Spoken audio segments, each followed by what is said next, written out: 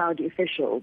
So it is possible that you have younger princes in Saudi Arabia that would want to play perhaps a role in politics at a time when Saudi is being pulled in these different directions, reformers against the conservatives. And of course, King Abdullah himself was known, in the Saudi context at least, as a reformer. He pushed, for example, for greater rights for women and so on. But I think the real question here, the real significance of this is the timing.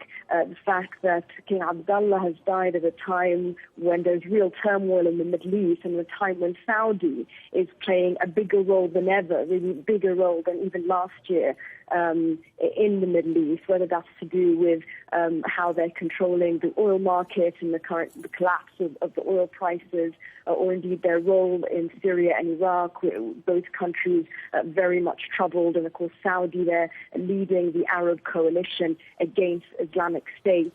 And even in the last few hours, we've heard about changes in the bordering country of Yemen, where the president and the prime minister have resigned, leaving a huge power vacuum in that country, and the Shia rebels there, right on the doorstep of Saudi, essentially taking control.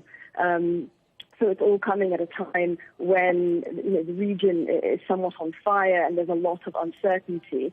We do know that the funeral will take place later on Friday for King Abdullah. We expect that to be a huge event and attended by various dignitaries. Over the past few weeks that he had died, but that the Saudis were trying to get their affairs in order before telling the public. And at least on the surface, it looks like a smooth transition because his half-brother, Crown Prince Salman, is going to take over the reins of power. But of course, don't forget that Salman himself is nearly 80 years old. He's of questionable health. There have been rumors in the past that he has dementia or Parkinson's disease.